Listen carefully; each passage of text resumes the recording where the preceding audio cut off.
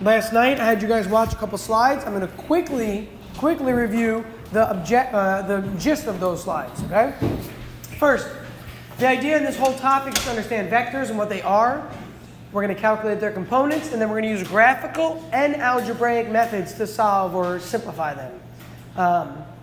We're going to use trig involved. That's why you did this last night. That's why I had you watch this after you learned about trig yesterday. So first, a vector in general is a magnitude, God bless you, and a direction. Both magnitude and direction. A vector is like displacement. I could say I walk 5 feet, that's my distance. I could say I walk 5 feet east, that is my displacement. East gives me a direction. A vector has a direction. A vector is traditionally drawn with an arrow. You can add vectors by using what's called the tip-to-tail method. It's very simple. You literally connect the tip of one to the tail of the other. That's all it is.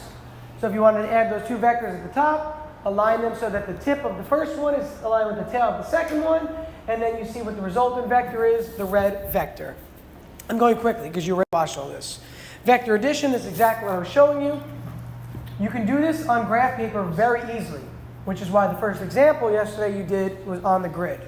Okay, so again, this is the exact same thing. This was the example. The person walked, did all this stuff, blah, blah, blah. They made all these motions. You have to show where that motion is. You need to know your directionals. So in case you don't know your directionals, people, we've got north, we've got south, we've got west, and we've got east. Okay? They're never going to change. North is always up, south is always down. West is left, east is right. If you can't remember west and east, think of the word we. W-E is in there. For some reason, you're mixing those up. That's how I remembered as a kid. I know it sounds ridiculous, or never eat sour watermelon, or whatever acronym you use, but the word we is right here. Everybody always remembers north and south. It's the west and east that they confuse. So this example, if you were to graph this starting at some point, move several locations, find the final displacement by using trig. Okay? And the final thing that you watched in the video last night was vector addition being commutative. Commutative simply means you could switch the order. So I could do A plus B, that's the first diagram, or B plus A. You get the same answer. Look at the purple line, it's absolutely identical. Okay, whether you do B first then A or A first then B, it doesn't matter because you're adding together the vectors. Now, that's where you left off watching the video. Let's start with this stuff today. This is where your trig is going to come into play a lot. We're going to start doing vector components, not graphically anymore, but now algebraically. Now we're going to look at them algebraically. If we want to think about this, we want to think about our right triangles and what's going on here. We need to think about labels. First, our angle theta is down here. Where is the hypotenuse in this diagram? Which one of these is the hypotenuse? Everybody. Yeah, vector A. That's the hypotenuse. Now, you're going to say, well, there's no right angle here. I apologize. But you should know that vertical and horizontal are 90-degree angles. Anytime a horizontal and vertical line meet, they are meeting at a 90-degree angle. It's impossible for them not to. The definition of horizontal and vertical meaning that they are both at 90-degree angles to one another. It has to be. So there's definitely a 90-degree angle. When in doubt, find the 90-degree angle, go across from it, label that hypotenuse automatically. Then find theta. I can see that theta is right here. Since theta is right here, I say to myself, you know what? What legs make up theta? Well, it's this leg and this leg right here. These are the segments that make up theta. Vector A and horizontal. Well, vector A is already the hypotenuse. So the horizontal here must be the adjacent. The adjacent is always what makes up the angle. Well, this makes up the angle with the hypotenuse. Since the other one is called hypotenuse already, this must be adjacent. And if you're still confused, just look at theta and say to yourself, go opposite of theta. Go opposite across the triangle from where theta is, and there is your opposite side. So there we have opposite. Now, what I'd like you to do, forget numbers for a second. Forget numbers. Use the words vector A, vertical component, horizontal component, or just the word vertical and horizontal, and the word vector is fine. Write out your 3 trig functions. Write out your cosine of theta, your sine of theta, and your tangent of theta, please. Go ahead and list those. See if you can remember that from yesterday. Again, write out the sine of theta, the cosine of theta, and the tangent of theta. I don't want the words opposite and adjacent. I want the words horizontal, vertical, or vector A. Don't use the words adjacent, opposite, or hypotenuse here. Use the labels that are given in the diagram.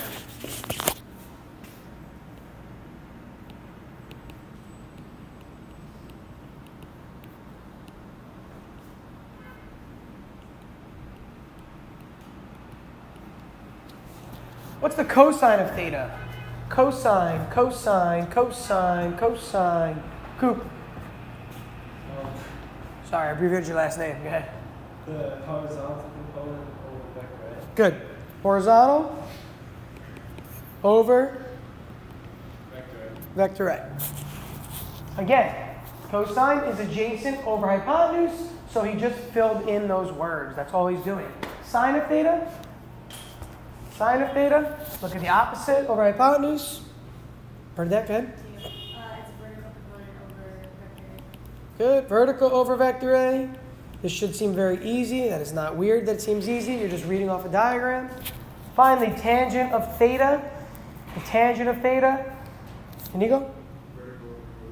Vertical over horizontal. All right. Great. And these are three really important relationships that we're going to see throughout the year. We're going to use these relationships so much, it's incredible. Okay, a lot of the stuff you learn in physics in the beginning is used later. It's a cumulative subject. Now, what I would like to do is ask you the following question. What do you get when you solve for the word horizontal in the first equation at the top? If you were to solve for horizontal for that cosine expression, and you were to isolate horizontal, again, think of these as variables or numbers. How would you isolate the word horizontal there? Vector A times cosine theta. Yeah, that's exactly right. Multiply both sides by vector A. Multiply both sides. I'm just going to put a capital A for now. Those cancel, right? We're gone? So we get the horizontal is simply A times cosine theta. The horizontal is vector A times cosine theta. Okay, I'm going to make some conclusions about this that will make this a little clearer. But that's what we're trying to start with. How would I isolate the vertical component in the second one? Should seem very similar to the last one. Gus? Multiply by vector A. Multiply again by vector A. And that's not just convenient, but it actually works out well because those cancel. And now the vertical component is A times the sine of theta. So the horizontal component of a triangle could always be found by taking the hypotenuse, vector A, times the cosine of the angle. The vertical component of a triangle can always be found by taking the hypotenuse, vector A, times the sine of theta. So that's what these two statements say here that are boxed in. Now, it's very useful in physics to break things into what are called components. We're going to explain a lot more of this in 4.4 and how we use it. 4.1 and 4.2 is more understanding the nature of the math behind it. So it's very convenient to know that if I had an object that was launched with some velocity, say that velocity was 10 meters per second, and I told you that it was launched at an angle theta of 32 degrees, and I asked you, could you figure out, how is it fired vertically and how is it fired horizontally? You can break this into components. And think about this logically for a second. It's actually pretty simple to understand if you see a visual. Let me do the marker. This marker moves from the table up and back down. Which way did it move? Which way did it move? What's the word for that? Vertically. You guys can all answer, right? You know vertically? Okay. It moves from left to right. Which way is it moving? Okay, now, it is launched at an angle. Follow its path. It has moved both vertically and horizontally. So an object that's launched like this, we're going to see this in 4.4, we're going to need to break it into its components. Its horizontal velocity and its vertical velocity. And think about it logically. If you were to throw a baseball and you want to hit a target downfield, there's no way you could throw straight up and reach that target. You could possibly throw it a perfect horizontal line, but it really wouldn't actually be perfectly horizontal because gravity would pull it down. So no matter what you do, you probably, or not no matter what you do, what you probably want to do is throw it at an angle. You see football players, they throw it at a light angle or a low angle. That's what they're doing. They're throwing partially up and partially out. So as a result, you have two components of velocity. That's what you're seeing here in red and blue. The horizontal component is how much the person throws it that way. The vertical is how much they throw it that way. Now, can you do them separately? No, you have to do them together. You can't, as a football player, say, I'm going to throw this ball, and you can't like throw up and then out, and it'll go that way. No, you throw all in one motion. You're doing what you're seeing here in this diagram. But realistically, what you need to be visualizing in this class is this right here. this diagram with the red and the blue legs of the triangle. You need to understand that this diagram represents motion at an angle because it's out and up. Again, out and up. So what we're going to do a lot of this year is figure out these components to help us solve problems.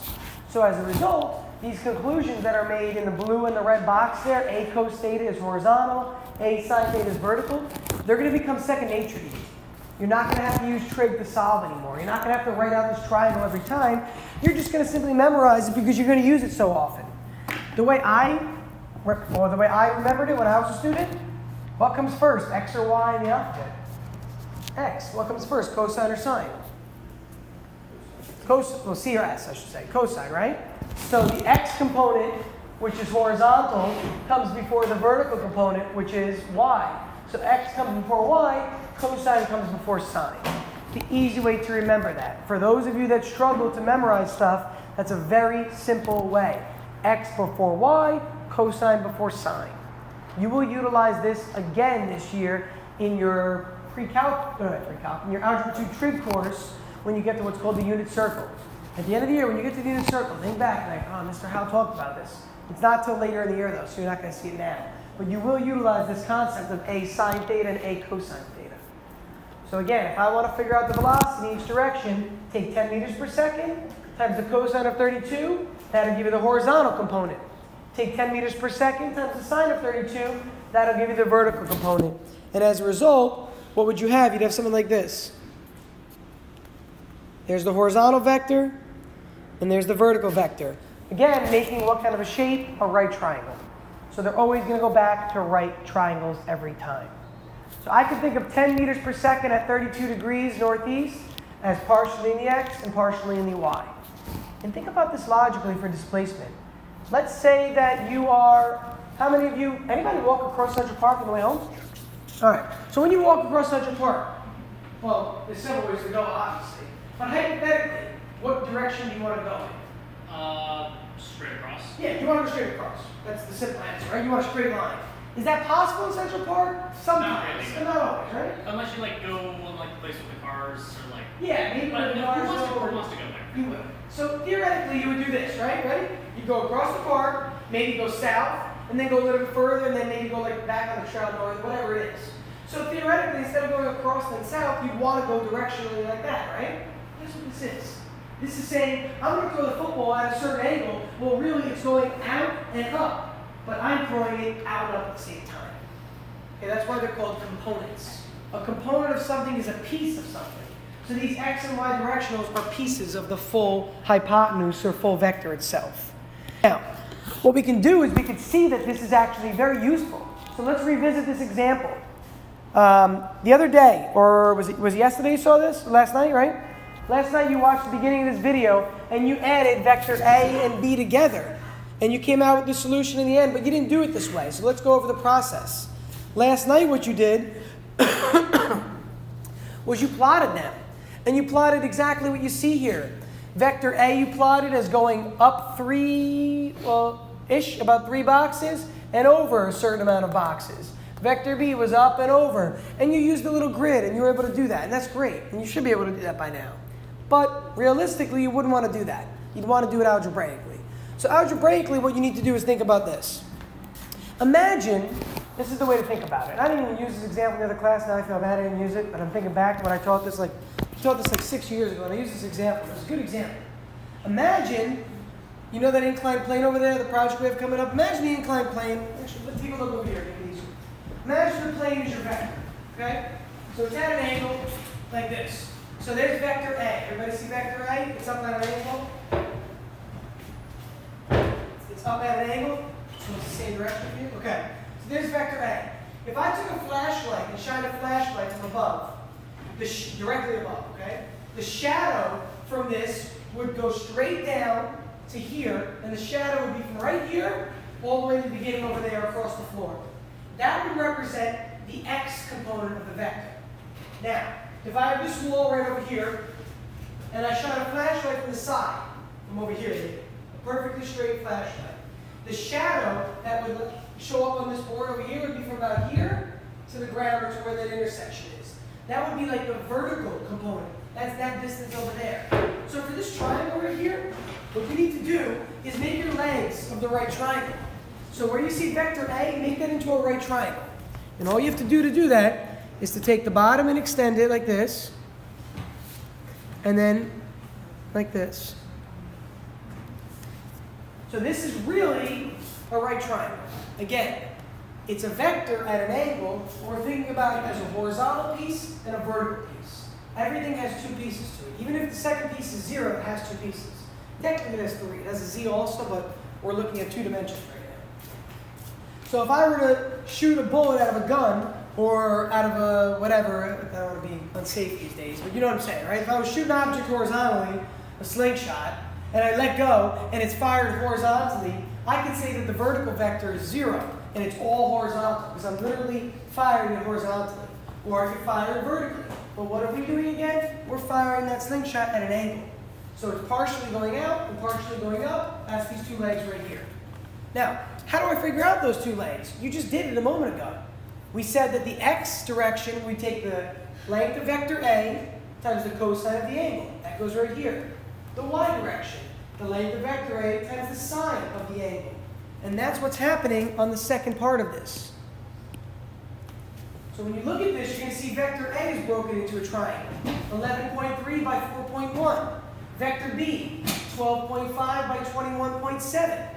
Well, if I want to figure out the overall resultant R, look at vector R from beginning to end, the overall displacement. So Jack walked across the park. He took route A. He got to a path. He had to go left. He took route B and ended up at the final spot. But Jack wanted to know, what was my overall displacement? Did I actually cut some ground or anything? And he's going to realize that if he adds A and B together, he's getting a number greater than what R is because he took a different route. He took a route that took him around the way instead of directly across. But I want to figure out what R is. How can I figure out what R is? How can I figure out what R is? It's okay. How would I be able to figure out what R is? And use triangles. You have enough information. How would I figure out what R is? Look at the big picture. And I mean that literally. Look at the big, not figuratively. Look at the big picture. Overall picture. R goes across. Make a right triangle out of R, please. Make a right triangle out of R. I'll use orange as my color to differentiate.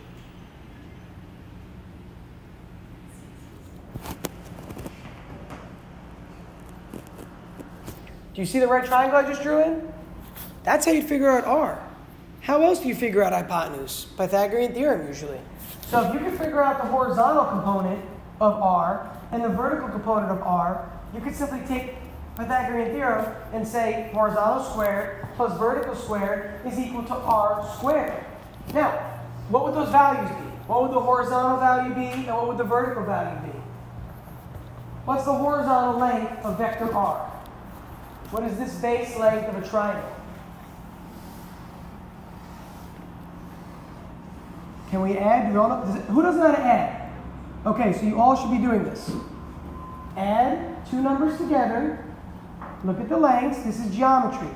I know some of you struggled last year with geometry. You got to get over that fear. This is simple geometry. Do you remember segment addition postulate? The easiest postulate, the one you laughed at and said, Mr. Hall, why are you learning segment addition? You're just adding 2 segments together.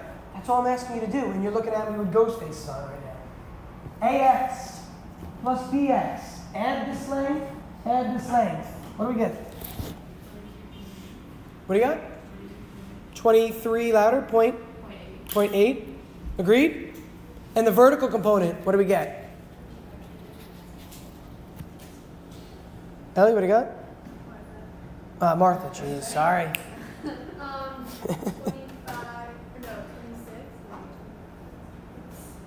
26. 25.8. 25.8. Okay. So we've got those 2 legs of the triangle. Where did they come from again? Look at AY is 4.1. That's this height. Go over. BY is 21.7. Add those together, you get a full 25.8. Horizontally again. Add AX, 11.3, plus BX, 12.5, you get 23.8. So use Pythagorean theorem and you could get the resultant vector itself. So this is what we're going to be doing every single time, but we're going to be doing it from scratch, not on graph paper. Okay, you're going to be doing it all algebraically and trigonometrically, really. Okay, but it's going to be algebra and trigonometry involved in both of these things. So, you're probably wondering right now, where did these numbers even come from? Where did 12.5 come from? All that. It came from the initial starting here. The angles and the vectors you were given. And if you try doing 12 times the cosine of 20, you'll get 11.3. And again, where does that come from? 12 is vector A times the cosine of this gives you the horizontal component. 25 times the cosine of 60, that will give you the horizontal component of B. How do I get the vertical components? Instead of using cosine, what do I use for vertical? Sine. Use sine. So if I want AY, I'm going to take A, which is 12, times the sine of 20. That'll give me this right here. If I want to know what this height was right here, BY, it was 21.7. Where did that come from? 25 times the sine of 60 gives me this full length here. So what we're going to do is we're going to practice doing this with the next example, and we're going to take a look at an example of a person moving, and actually I use Central Park as the example here to make it simple, and we're going to try to figure out the overall displacement based on two different smaller vectors. But similarly done to what we just showed here, but I'm going to have you guys do a little bit more of the math and have the numbers just appear in front of you. So we take a look at this one. John starts at the southwest corner of Central Park and walks at an angle of 30 degrees northeast for what looks like 0.8 of a kilometer, then stops. He eats lunch, enjoys the wonderful weather before heading 25 degrees southeast for a half a kilometer from that point. Determine his overall displacement. Sounds like a lot's going on. We need to draw a diagram. We need to draw a diagram correctly. So before I go any further, we have to talk about our directionals real quick. We have to talk about our directionals. So we know I just went over north, south, east, west, but what does this mean? Southwest and 30 degrees northeast and southeast and this southwest. What does that mean? And don't tell me an airplane, please. What does southwest mean to you? Traveling in the middle of both those directions, a slant kind of. Yeah, it's like a diagonal traveling, a slanted angle you're traveling at. Agreed. Southwest is a compound word. Agreed? Southwest. Now, what word is missing between those two words that should be there, actually? Nobody ever learns this in their younger classes with math, and when you learn about the ordinals. What word? What is it? And Not and, but that's a good one. I like the idea because you think compound word and would go between them. It's actually another word that should be there that would make this a lot easier for you to designate on a diagram. It's the word of. The word of. Imagine the word of now in all these places. So forget the first one, it's the corner. But look at the next part. It says he walks at an angle of 30 degrees northeast. How do you know what that actually is? What's 30 degrees northeast? A lot of people say, well, north is this way and east is this way, right? So you're moving some way in that direction. And I agree with you. Again, 30 degrees northeast, you're definitely moving north. You're definitely moving east. So you're moving like that. So this is your overall motion, the diagonal. But is 30 degrees here? Is 30 degrees here? Which one is it? How do we know? Put the word of in between. Put the word of. Imagine I said now, he moves at an angle of 30 degrees north of east. What does that mean to go north of east? Which way is east? Everybody point. We're all looking this way. Which way is east? Okay, now to point north of east, you would literally, this is not any, you would go this way up, right? Like this. I was not going to do it facing this way. You go east and then a little bit north of east. So this is the angle that you're going to be looking at here. Again, imagine you go east, but then you move north of east.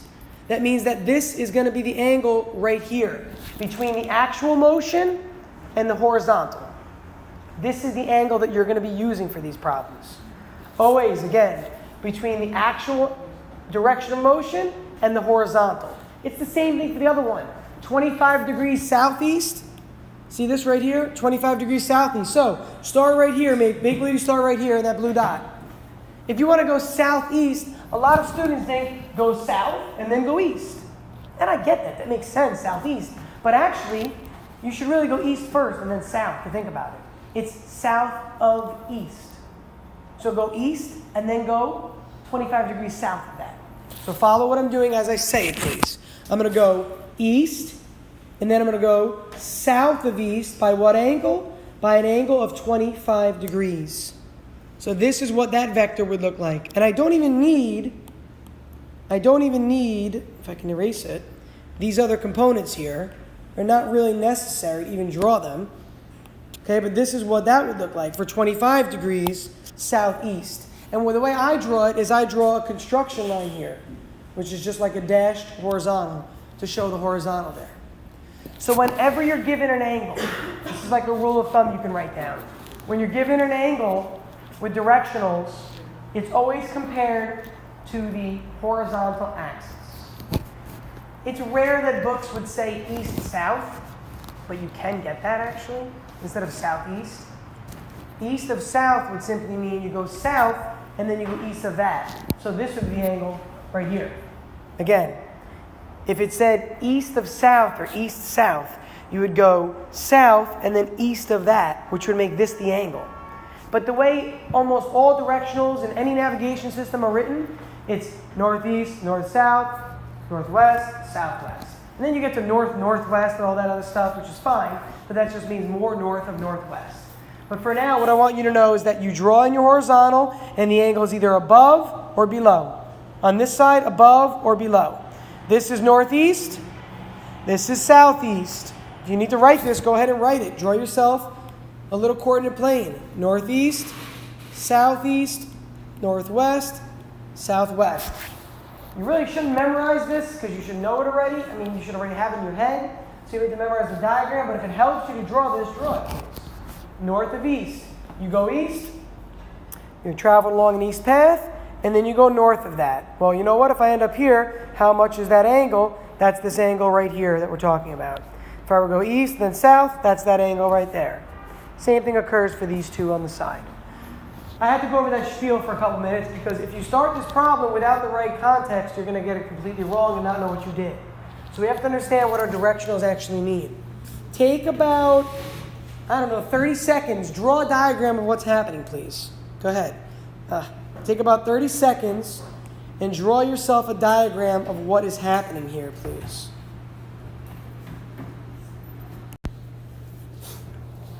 I want you to just practice drawing the diagram so that you can see how it should look.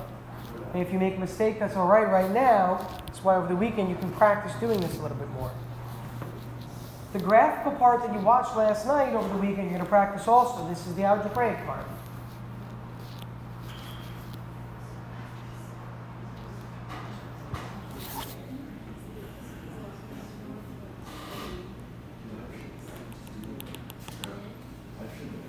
So here's Central Park West. Here's Central Park South. So that's the southwest corner. Here's John hanging out, relaxing. He decides to walk away from that corner at an angle of 30 degrees northeast. I helped you out. I kind of gave you a little hint by drawing this diagram the way I drew it. Which way is this angle going to be? Tell me, either is it going to be A, B, C, or D? B. How come, Martha? Northeast. So we say north of east. Which way is east, everybody? East alone. East is to the right, and then go north of that. So we know already that John is moving east, but he's moving north of east at an angle of 30 degrees. So go east, go north of east, and draw in your one simple vector here. Let's use black for now. We'll use color codes in a moment. He stops. He enjoys lunch. This is a distance of 0.8 kilometers at an angle. I'm not going to put units because it's going to get really cluttered soon. Okay, that's his first segment, 0.8 meters at an angle of 30 degrees north of east. Now, here's what I need you to do. I need you to forget what you just did. Make believe it didn't happen, okay? Make believe what you just drew did not happen. And we're starting the problem over, and John is now here. Okay, so imagine in your mind that John is here, and we're starting this problem completely over. Now what does John do? After he takes a lunch break and enjoys the weather, what does he do after that? What does it say he does, physically? Yeah, it says that he moves 25 degrees southeast for a half a kilometer. So this is your new starting point. Does everybody see what I'm saying? Think of this as the origin. That is your origin. This would be northeast. This, southeast. Northwest, southwest. So you're not going to draw this. Please do not draw this right now because it's going to confuse you later. But I want you to think of this as like a new XY axis when you're doing this. East would be moving along this path right here. North would be here. West here. South here. We are moving south of east. So we're moving east, but now we're moving south of that. So the next vector is going to look like this. I don't care if it's the scale. I really don't right now. It would help later on, but it doesn't matter right now. 0.5 is the length of that vector, and my angle is 25 degrees. So what I want you to recognize is that when you're moving south, you're moving to the right, but you're moving down. What does down mean in physics? What does down mean to you? Negative. Down means negative. Keep that in mind. So it looks to me like John moved positive up and positive to the right. Then he kept moving positive to the right, but he moved negative down. Okay, that's actually what happened here. He moved negative down. He ended up at that point. Our question is this. Determine his overall displacement. Displacement is the straight line distance from start to finish. That's what our goal is, to find the value of that length right there. That's what we're trying to do. To do this, we still have a good amount of time. We're going to get it done. To do this, we need to break these triangles into their components. We need to break the first triangle. I can get rid of the actual words now, because now I have the diagram only. We need to break the first triangle into its components. Well, where do you see a triangle? It's like, oh my gosh, I don't see a triangle anywhere. So I'm going to use a highlighter for a second, just so we can see this in a little bit of a different shade. So here's the first triangle. Since John moved in this direction, right? The first triangle is really this. That's the first triangle right there. So your goal is to figure out the x component and the y component of that triangle. So go ahead and figure those out. Find your x component. Remember, x component is the vector times cosine theta. The y component is the vector times sine theta. You have the vector as 0.8. You have theta as 30 degrees. Figure out these two legs of this right triangle here.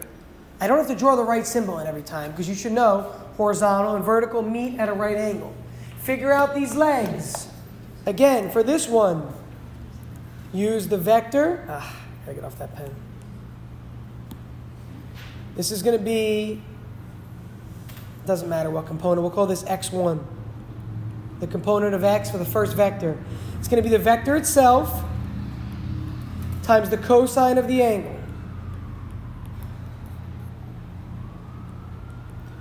What does that give me when I do 0.8 times the cosine of 30? I have it number written down, but it should be around 0.7. It should be around 0.7.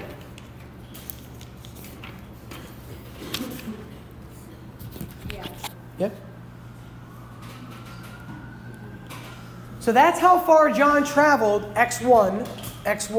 That's how far he traveled horizontally at first. But John also traveled vertically to start. That's the height of the triangle in yellow. So go ahead and figure out that height. It's hard to draw now at this point. But this is going to be y1. I'll put a y1 right here on top of it so you can see. The length of that leg is y1. How do I figure out y1? I take 0.8 times the sine of 30. Times the sine of 30 instead of the cosine. That'll give me 0.4. So here's my first two components. Those are my components. Do they make sense? How could you tell that they definitely make sense as answers? Which one should be longer, x or y? Why should x be longer? Why should x be longer? Yeah, it's a low angle. Look at the trajectory. If the angle was above 45, 45 is the midpoint, right? We know between 0 and 90. Between 0 and 90, halfway is 45. If it's below 45, it means it's going more that way. If it's above 45, it's going more that way. So x should be bigger, and it is. Should x or y be bigger than the hypotenuse? Absolutely not. Hypotenuse is longest.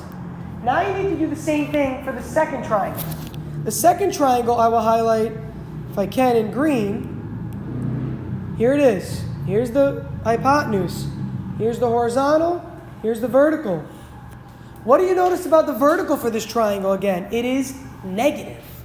It's going down. So x2, the horizontal component, x2, will be 0.5 times the sine, or times the cosine of 25. 0.5 times the cosine of 25, which I didn't put down as an exact number. What do we get for that? 0.45-ish? I sure hope you guys are checking my numbers. And the last part, yeah? 0.45? What was the cosine? So the length of the segment is going to be 0.5 times the cosine of 25. Yeah. Okay? And then how about the y part? 0.5 times the sine of 25. 0.5 times the sine of 25. What do you get for y2? 0.21. Now, what should I know about the 0.21? When I add these vectors together later, 0.21, what sign should it have on it? How come it should be negative? How come 0.21 should be negative over there on the right? Yeah, it means you're moving downward. Okay, so if I want the overall displacement of this red line, now go back to the red line we drew. Take x1 and x2, add them up. Listen for 30 seconds. x1 and x2, add them up. That'll give you this full length. Take y1 and negative y2 to it. That'll give you this height right here. You'll have the base and the height of the triangle. You could find the red line, which is the hypotenuse.